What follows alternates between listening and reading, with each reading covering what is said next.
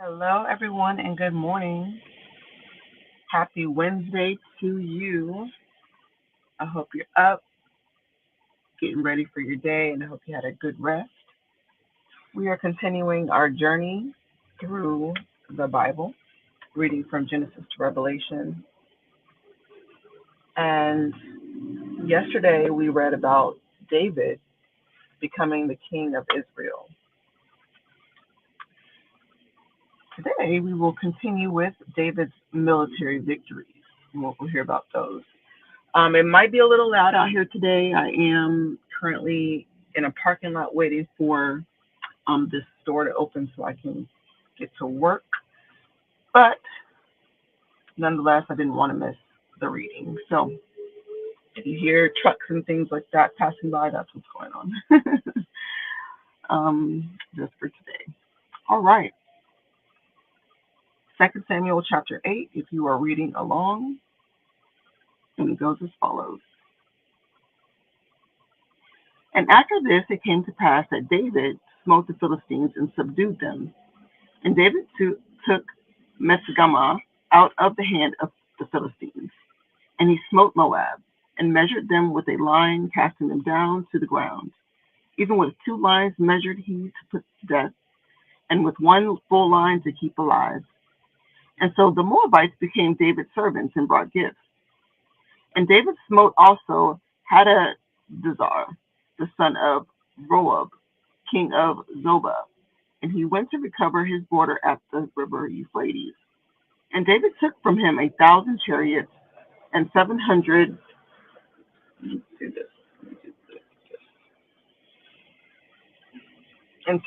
horsemen and 20,000 footmen. And David houghed all the chariot horses, but reserved of them for 100 chariots.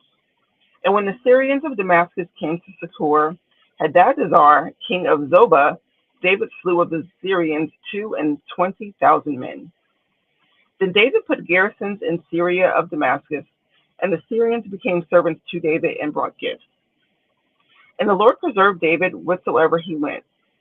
And David took the shields of gold that were on the servants of Hadadezer and brought them to Jerusalem. And from Betah, from Berothai, cities of Hadadezer, King David took exceedingly much brass. When Toi, king of Hamath, heard that David had smitten all the hosts of Hadadezer, then Toi sent Joram, his son, unto King David to salute him and to bless him because he had fought against Hadadezer and smitten him. For Hadadezer had wars with Toi. And Joram brought with him vessels of silver and vessels of gold and vessels of brass, which also King David did dedicate unto the Lord, with the silver and gold that he had dedicated of all nations which he subdued, of Syria and of Moab, and of the children of Ammon, and of the Philistines, and of Amalek, and of the spoil of Hadadezer, son of Rohab, king of Zobah.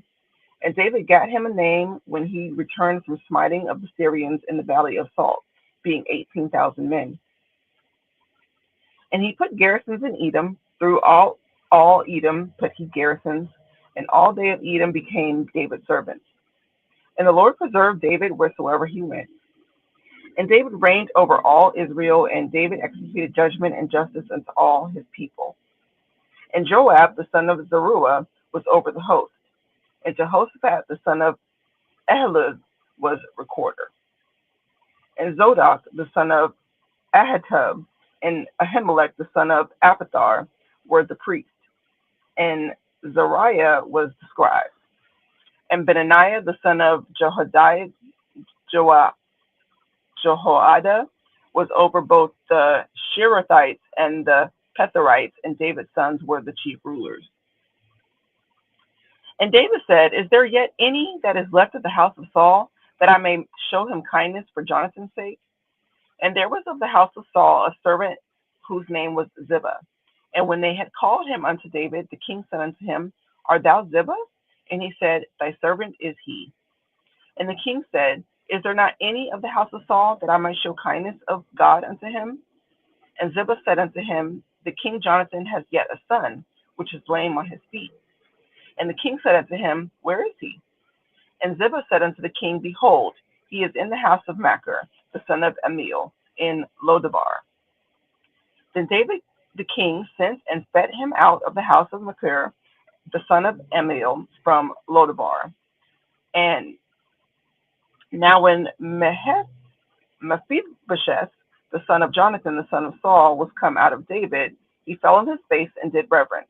And David said to Mephibosheth, and he answered, Behold, thy servant. And David said unto him, Fear not, for I will surely show thee kindness for Jonathan thy father's sake, and will restore thee all the land of Saul thy father, and thou shalt eat bread at my table continually. And he bowed himself and said, What is thy servant, that thou mayest look upon such a dead dog as I? Then the king called to Ziba, Saul's servant, and said unto him, I have given unto thy master's son all that pertains to Saul and to all his house. Thou therefore and thy sons and thy servants shalt till the land for them, and thou shalt bring in the fruits, and that thy master's son may have food to eat. But Mephibosheth, thy master's son, shall eat bread alway at my table. Now Ziba had 15 sons and 20 servants. Then Ziba said unto the king, According all that my lord the king has commanded his servant, so shall thy servant do. As for Mephibosheth, said the king, he shall eat at my table as one of the king's sons. And Mephibosheth had a young son whose name was Micah, and all that dwelt in the house of Ziba were servants unto Mephibosheth. So Mephibosheth dwelt in Jerusalem, for he did eat continually at the king's table, and was lame on both feet. And it came to pass after this, that the king of the children of Ammon died, and Hanun his son reigned in his stead. Then said David, I will show kindness unto Hanun, the son of Nahash, as his father showed kindness unto me. And David sent to comfort him by the hand of his servants for his father. And David's servants came into the land of the children of Ammon. And the princes of the children of Ammon said unto Hanun, their lord, Thinkest thou that David doth honor thy father, that he has sent comforters unto thee? Has not David rather sent his servants unto thee to search out the city, and to spy it out, and to overthrow it? Wherefore Hanun took David's servants, and shaved off the one half of their beards, and cut off their garments in the middle, even to their buttocks, and sent them away. When they told it unto David, he sent to meet them, because the men were greatly ashamed. And the king said, Tarry at Jericho until your beards be grown, and then return.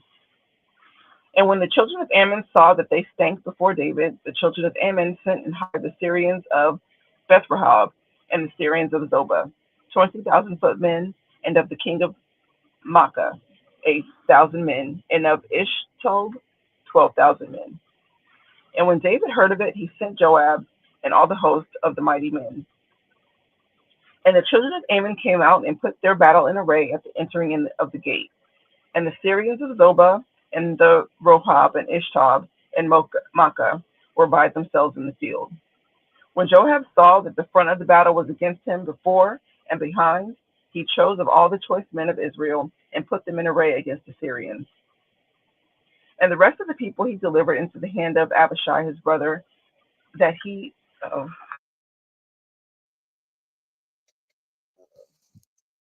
he might put them in array against the children of Ammon.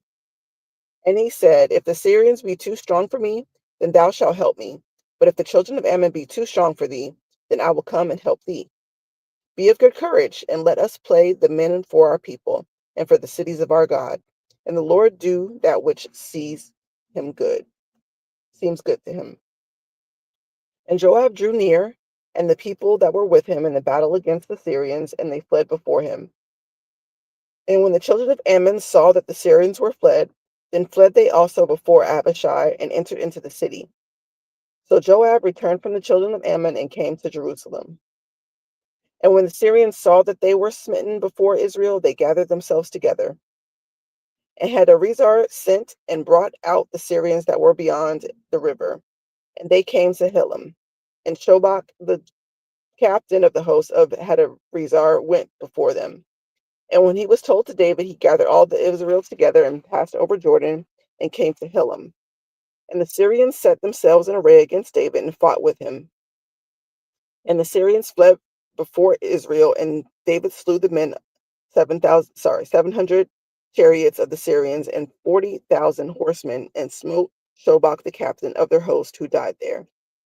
And when all the kings that were servants to Hadarezer saw that they were smitten before Israel, they made peace with Israel and served them. So the Syrians feared to help the children of Ammon any more.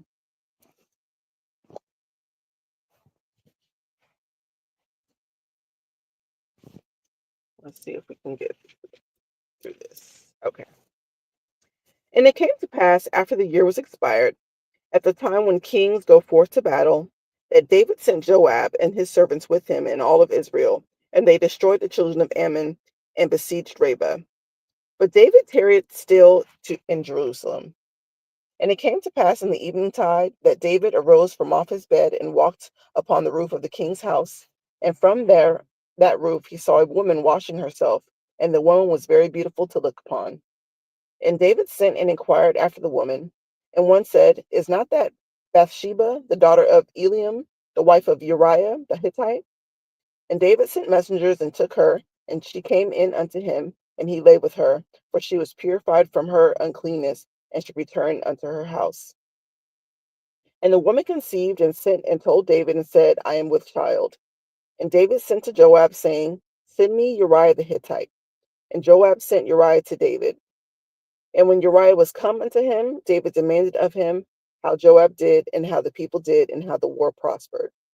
And David said to Uriah, Go down to thy house and wash thy feet.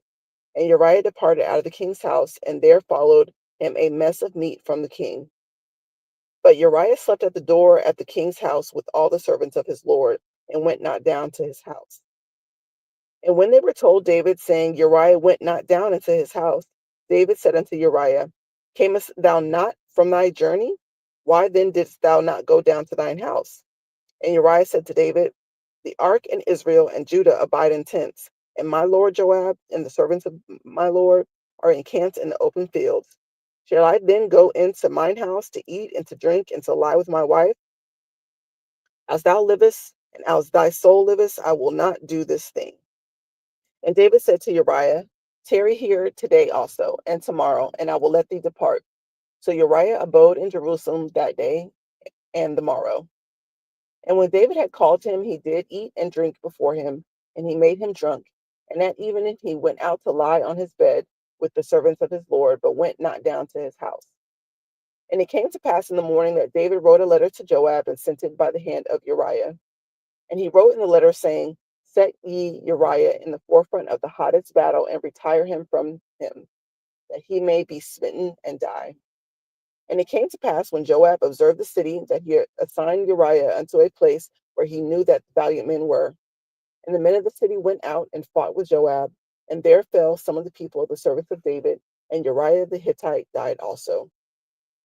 Then Joab sent and told David all the things concerning the war, and charged the messengers, saying, When thou hast made an end of telling the matters of the war unto the king, and if so be that the king's wrath arise, and he say unto thee, Wherefore approach ye so near unto the city when ye did fight?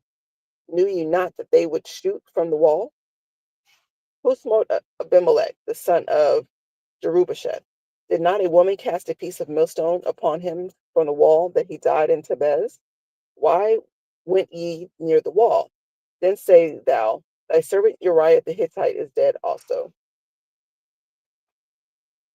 So the messenger went and came and showed David all that Joab had sent him for.